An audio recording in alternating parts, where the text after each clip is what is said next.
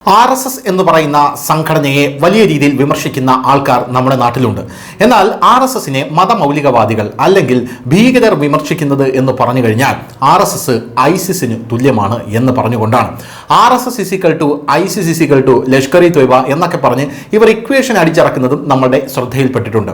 യഥാർത്ഥത്തിൽ ഇവിടെ സംഭവിക്കുന്നത് എന്താണെന്ന് പറഞ്ഞു കഴിഞ്ഞാൽ ഒന്നുകിൽ RSS ആ സംഘടനയോളം ഭീകരമായ ഒരു സംഘടനയാണ് എന്നുള്ളൊരു നെറേറ്റീവ് ജനങ്ങളുടെ മനസ്സിൽ വരും. ഇല്ലെങ്കിൽ ഐസിസ് എന്ന് പറയുന്ന സംഘടന RSS പോലെ ജനാധിപത്യപരമായി പ്രവർത്തിക്കുന്ന ഒരു സംഘടനയാണ് എന്നുള്ളൊരു നെറേറ്റീവ് നമ്മുടെ ജനങ്ങളിലേക്ക് എത്തും. അതായത് ഐസിസിനെ RSSന്റെ ലെവലിലേക്ക് കൊണ്ടുവന്ന് RSS നമ്മുടെ രാജ്യം ഭരിക്കുന്ന ഒരു സംഘടനയാണ്, രാജ്യം ഭരിക്കുന്ന കേന്ദ്രവുമായി ചേർന്ന് നിൽക്കുന്ന ഒരു സംഘടനയാണ്. ഈ സംഘടന രാജ്യം ഭരിച്ചിട്ടും ഇവിടെയുള്ള ജനങ്ങളെല്ലാം സ്വസ്ഥമായി കഴിയുന്നു, ഇവിടെ ഒരു പള്ളികളിൽ പോലും ബോംബുകളൊന്നും പൊട്ടുന്നില്ല, അടിയന്തരാവസ്ഥയില്ല, അങ്ങനെയുള്ള പല കാര്യങ്ങളുമുണ്ട്. അപ്പോൾ ആ ഒരു സംഘടന പോലെയാണ് ഐസിസും എന്നുള്ള രീതിയിൽ വ്യാഖ്യാനിക്കപ്പെടും.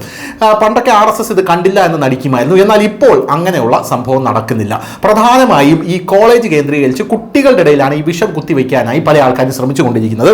ഇപ്പോഴിതാ മീററ്റിലെ ചൗധരി ചരൺ സിംഗ് സർവകലാശാല CCSU സർവകലാശാല അവിടെ MA പൊളിറ്റിക്കൽ സയൻസ് പേപ്പറിൽ RSSനെ നക്സലൈറ്റുമായും തീവ്രവാദ സംഘടനകളുമായും ബന്ധിപ്പിച്ചതിനെ ചൊല്ലി വലിയ വിവാദമാണ് ഉയർന്നിരിക്കുന്നത്. RSS നക്സലൈറ്റ് സംഘടനകളെ പോലെയാണ്, RSS തീവ്രവാദ സംഘടനകളെ പോലെയാണ്. ഇങ്ങനെയൊക്കെയാണ് ഇവിടെ ഈ പേപ്പറിൽ RSSനെ ബന്ധിപ്പിച്ചിരിക്കുന്നത്.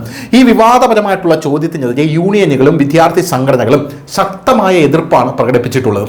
ഓർക്കണം, എതിർപ്പാണ് പ്രകടിപ്പിച്ചിട്ടുള്ളത്. ചോദ്യപേപ്പറിലോ അല്ലെങ്കിൽ മറ്റ് പുസ്തകങ്ങളിലോ RSSനെ ഇങ്ങനെ സംഘടനകളുമായി കൂട്ടിക്കെട്ടി ഒട്ടും ശരിയല്ലാത്ത രീതിയിൽ അവതരിപ്പിച്ചാൽ ആരുടെയും കയ്യും കാലും ഒന്നും വെട്ടിയെടുക്കില്ല. RSS IS എന്ന് പറയുന്ന ആൾക്കാർ ഇതുകൂടെ ഒന്ന് ഓർത്തിരുന്നാൽ നല്ലതാണ്. എന്തായാലും ഈ വിവാദപരമായ ചോദ്യത്തിനെതിരെ യൂണിയനുകളും വിദ്യാർത്ഥി സംഘടനകളും ശക്തമായ എതിർപ്പ് പ്രകടിപ്പിച്ചു.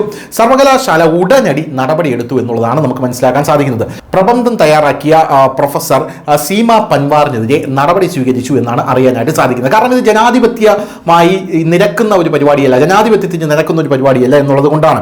MA പേപ്പറിൽ RSSനെയും നക്സലൈറ്റ് ഭീകര സംഘടനകളെയും താരതമ്യം ചെയ്തത് എങ്ങനെയെന്ന് നോക്കാം. പൊളിറ്റിക്കൽ സയൻസിന്റെ 2ാം വർഷ ചോദ്യപേപ്പറിലാണ് മതപരവും ജാതീയപരവുമായ സ്വത്വത്തെ രാഷ്ട്രീയവുമായി സംയോജിപ്പിച്ചുകൊണ്ട് RSSനെ തീവ്രവാദ സംഘടനയായി വർഗീകരിച്ച് കാണിക്കുന്നത്.